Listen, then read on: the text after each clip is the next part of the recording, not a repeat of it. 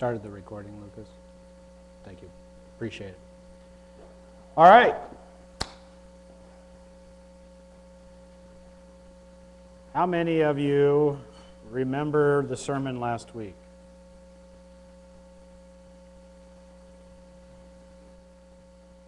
All right. Would you remember it better if I said, by the power of Grayskull, I have the power?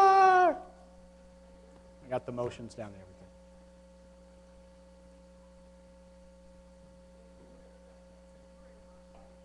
What? You don't?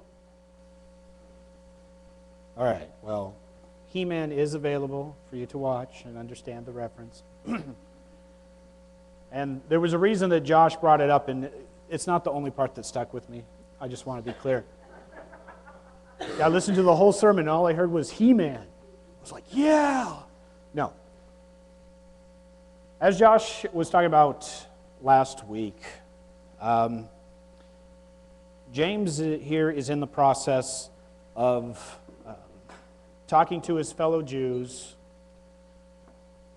helping them to understand how it is that they should be living their lives,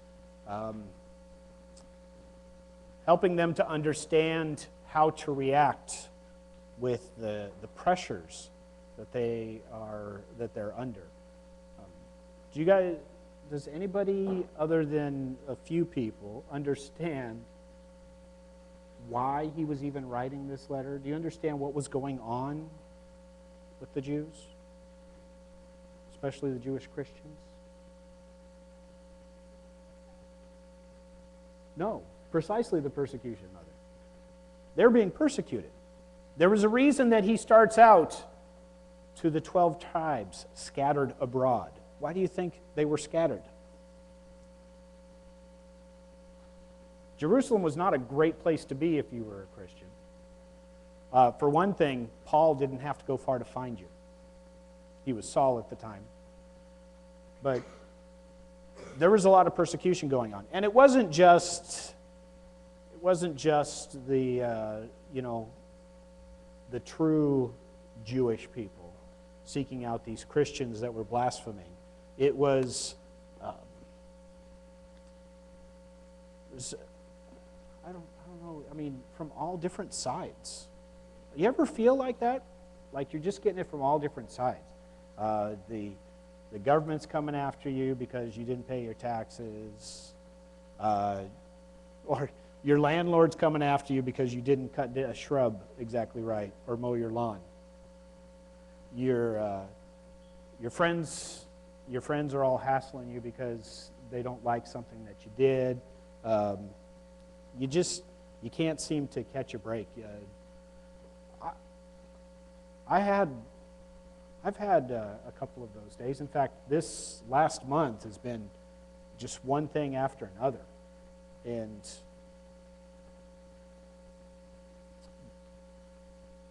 this passage really speaks to me. Isn't that weird how it happens, right? You start reading a passage, and it just so happens that you're going through something that the passage would just speak to you. You'll be like, wow, how is it possible that this could be speaking to me about the stuff that I'm going through right now? Well, that's the way God works. So I had the opportunity to spend time not only studying these words, but to try to put into practice some of those things. And it's not an easy thing all the time. In fact, sometimes it's very, very difficult, especially when you break your favorite tablet. Right?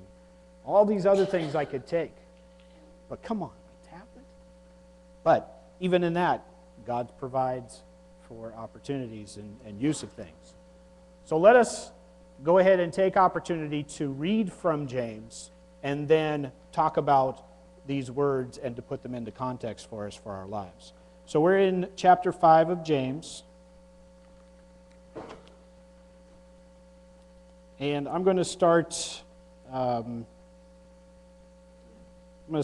verse 7 and go through 11 today. So, dear brothers and sisters, be patient as you wait for the Lord's return. Consider the farmers who patiently wait for the rains of the fall and in the spring. They eagerly look for the valuable harvest to ripen. You too must be patient. Take courage, for the coming of the Lord is near. Don't grumble about each other, brothers and sisters, or you will be judged. For look, the judge is standing at the door. For examples of patience in suffering, dear brothers and sisters, look at the prophets who spoke in the name of the Lord. We give great honor to those who endure suffering. For instance, you know about Job, a man of great endurance. You can see how the Lord was kind to him at the end, for the Lord is full of tenderness and mercy. So there is a reason that he starts out talking to his dear brothers and sisters, to rekindle that relationship in the midst of this letter, to make sure that everybody's on the same page and there's an understanding. And remember, these aren't broken up by verses and chapters. It's a letter that flows. So what was he talking about right before he talks about patience and suffering? Does anybody remember?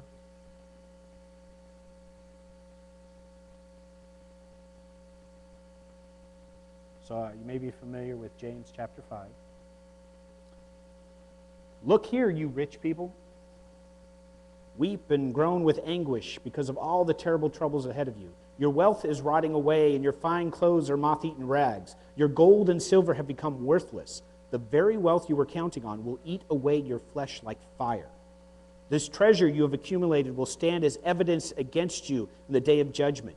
For listen, hear the cries of the field workers who you have cheated their pay. The wages that you have held back cry out against you.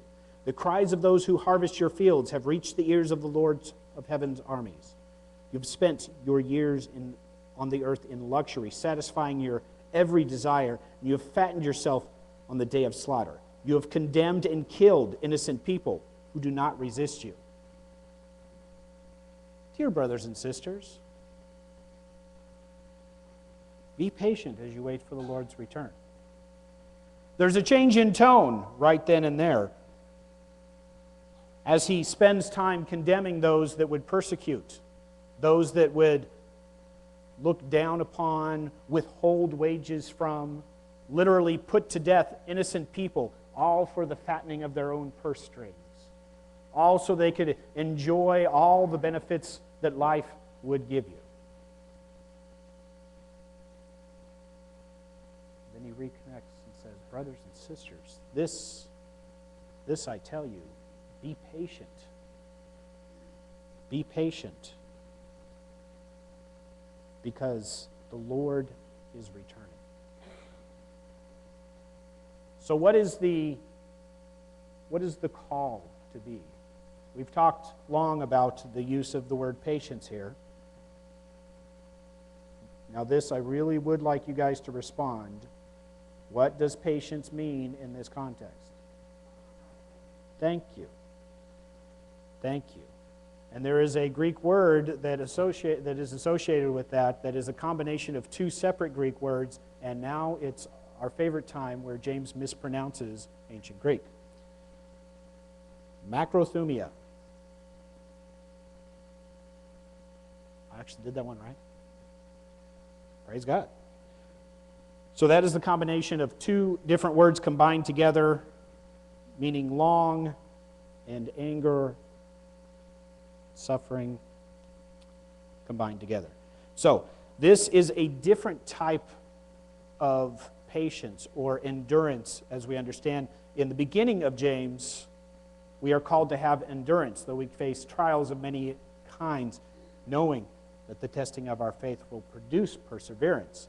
That is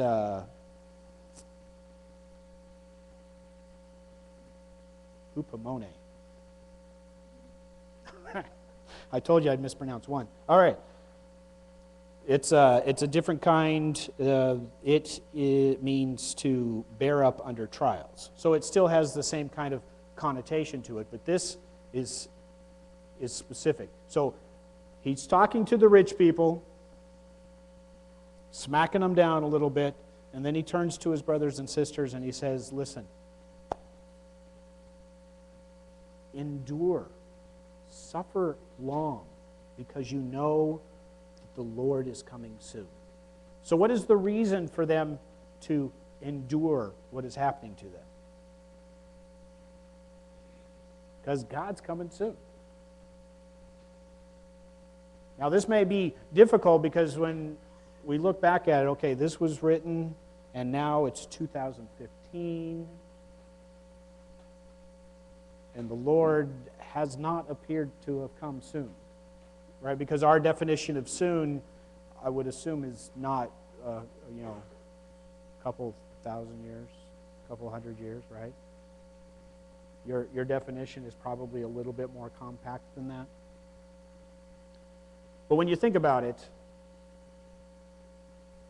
between Abraham and Moses, there's 430 years.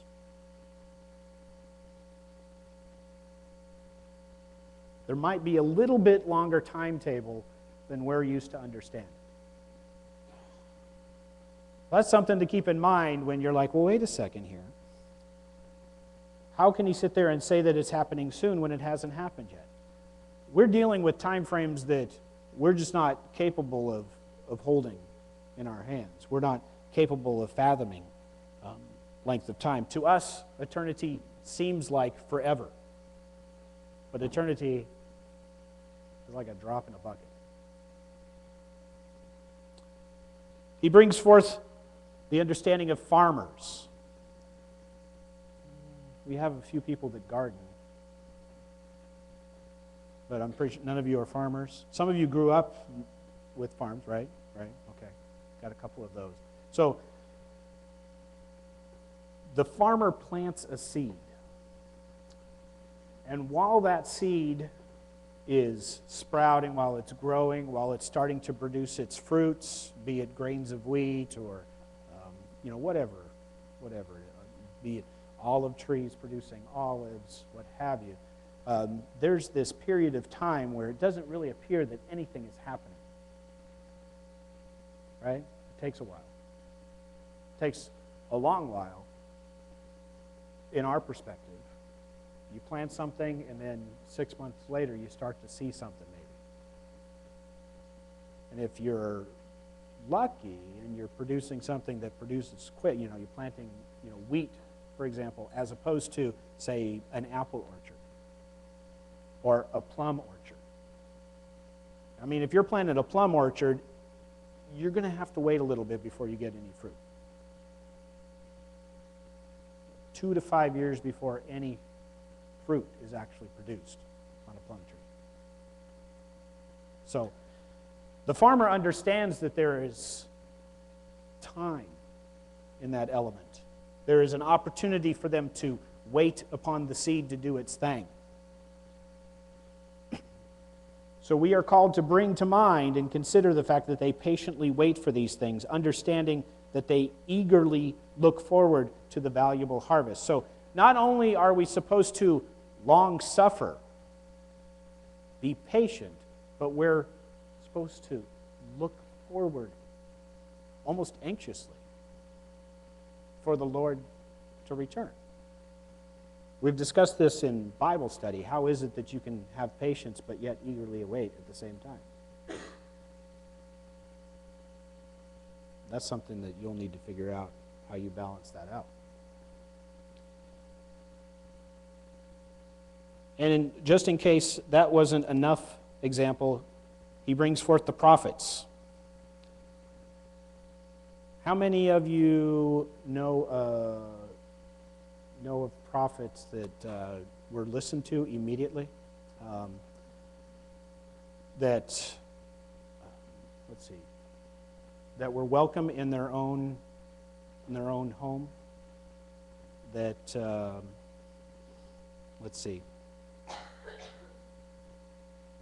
Never had any trouble with any, relationships, piece of cake, right? We even have, modern day prophets. We have people that have the gift of prophecy, and I don't know. Are all your interactions problem-free?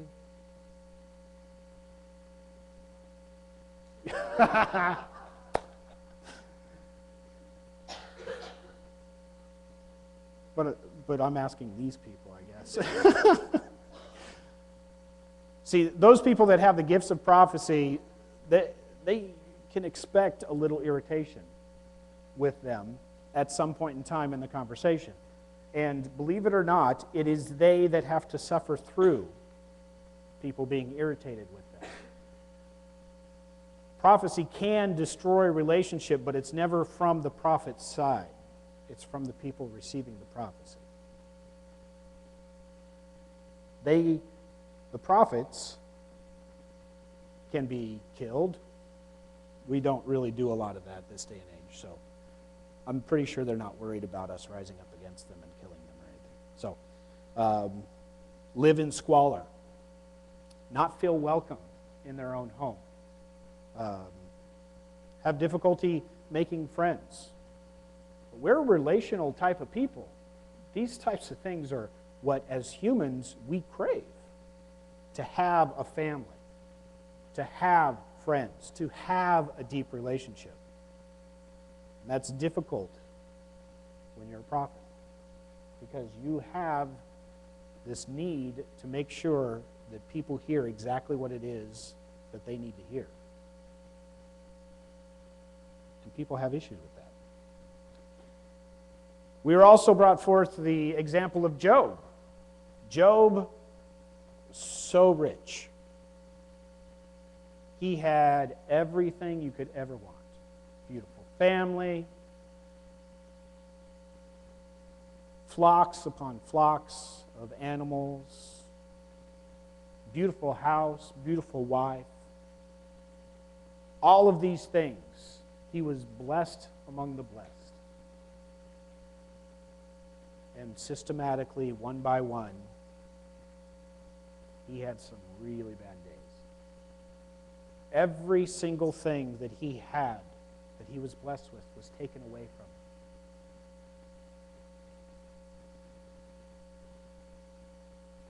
Just thinking of an inkling of some of the pain.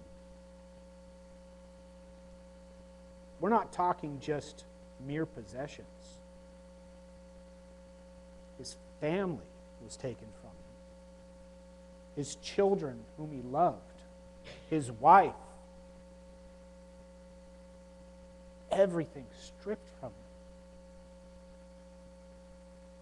But the reason that Job is used as an example, because in the midst of all of that, he didn't curse God. Though he had people to the left and right of him saying, hey, obviously you messed up. If you didn't mess up, why is all this happening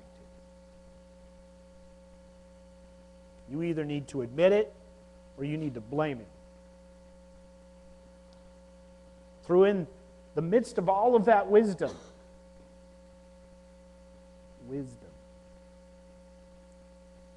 never cursed God for it. And because he suffered through all of that, it was brought back tenfold. He was more blessed than the blessed than the blessed. Beautiful house, wife, children, flocks upon flocks upon flocks. Everything was given to him. There is a difficulty when we suffer long, when we don't react to the way that people that would oppress us expect us to react, when we don't lash out in anger, when we go through the various stages, the various things that Josh shared with you, the different responses, the oh, why me, or I'll deal with it later, or all of these types of things. I have the power. When you do that without the proper perspective, without the understanding that you are patiently waiting for the Lord to come, you have a tendency maybe to snipe at those that are around you. We have the stereotype of the I'm thinking Mad Men right now. The man goes to work, works all day, doesn't quite get things his way. On the way home, because he's so depressed with how the day went and how demoralizing it was, he stops out at the bar, has a couple drinks with his friends. Then he gets home. All he wants to do is put his feet up, smoke a cigar, drink in hand, watch some TV. But he's got this family there. And there's expectations from the kids. Come play with us. Come go outside. Let's play tag. Let's play catch. Will you read to me? The wife saying, hey, are you going to fix that door? Are you going to get that lawn mowed? Because these things need to be done. All of this stuff piling up, and because instead of understanding that there is patience and long-suffering, and that is all geared towards the coming of the Lord, lash out. I'll do it when I want to, woman. I don't have time for you, children. Just let me sit and relax for a minute, will you please? You have no idea what I've gone through today.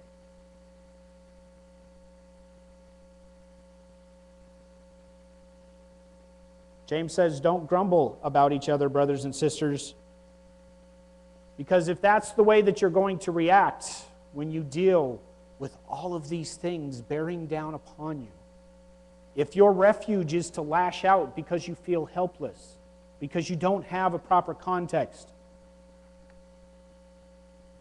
you will be judged.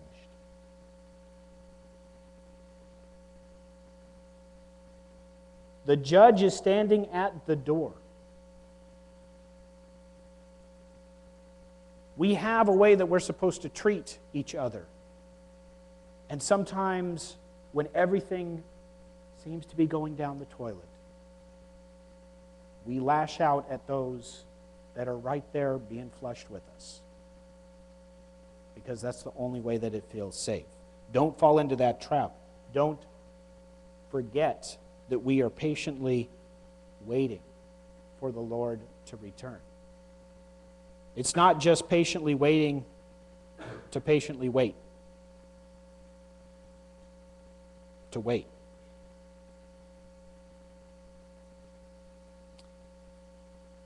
When you're oppressed, fight that urge to fight back. Vengeance is mine, saith the Lord. Learn to be patient, but not patient for the sake of being patient. I'm not talking about, man, I just can't wait for that new video game to come out. I can't wait until the second season of Daredevil is on Netflix. Right? I watched them too fast. I got sucked in. I'm not talking about that kind of patience. This is when you're being beat down, when everything seems to be going against you, when you get a 10-day notice from your landlord, when you have to make a trip 5 hours away, when your favorite tablet gets cracked in the freaking trunk. When all these things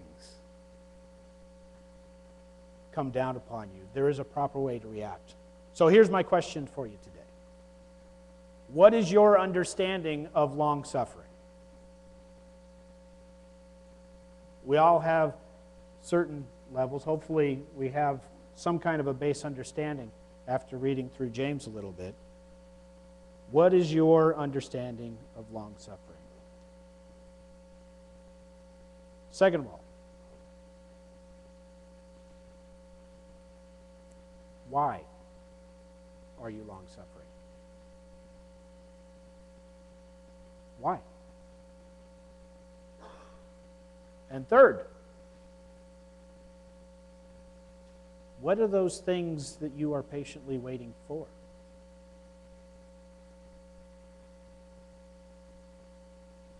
Those are things to think of. So go ahead and break into your cell groups, discuss those 3 questions and more. Those are just the party starter. Vroom, vroom. Away to cell groups.